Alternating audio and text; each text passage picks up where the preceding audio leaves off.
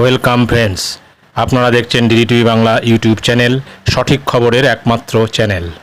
গতকাল ডিএ মামলার শুনানি ছিল সুপ্রিম কোর্টে এবং সেই সুপ্রিম কোর্টের অর্ডার কপি কিছুক্ষণ আগে হাতে এলো এবং সেই অর্ডার কপিতে কি বলা হয়েছে আমরা দেখে নিই।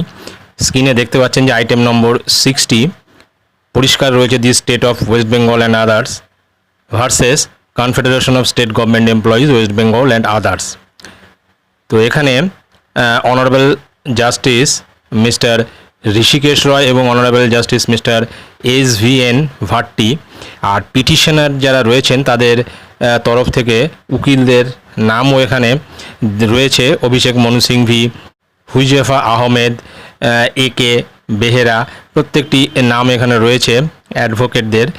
আর রেসপন্ডেন্ট হিসেবে MS পাটোয়ালিয়া সিনিয়র অ্যাডভোকেট এবং মিস্টার উদয়ম মুখার্জি, তারপরে রয়েছে বাসুরী স্বরাজ অ্যাডভোকেট, তারপরে হচ্ছে সিদ্ধেশ কোটওয়াল অ্যাডভোকেট। প্রত্যেকটি অ্যাডভোকেটের নাম এখানে রয়েছে। মূল যে অর্ডারটি সেখানে কি রয়েছে সেখানে আমরা দেখে নিই। The matter would require hearing at length এবং লিস্ট অন 7/1/2025, অর্থাৎ দীর্ঘ শুনানির প্রয়োজন আছে।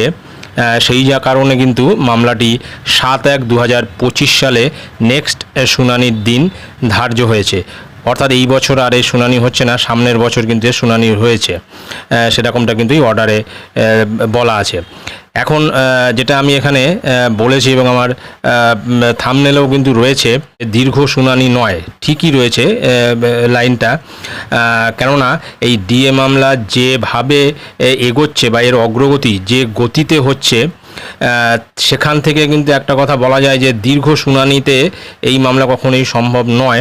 দীর্ঘতম শুনানির এর প্রয়োজন আছে, অর্থাৎ এর দীর্ঘ শুনানিতে কিছুই হবে না, দীর্ঘতম শুনানির দরকার আছে।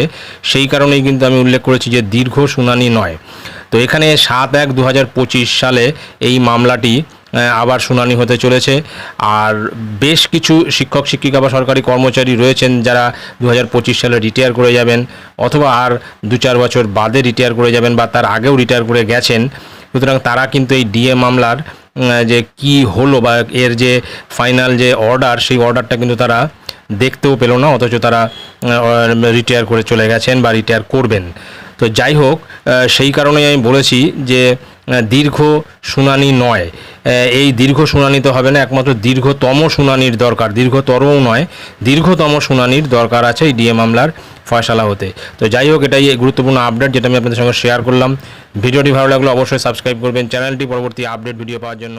ধন্যবাদ।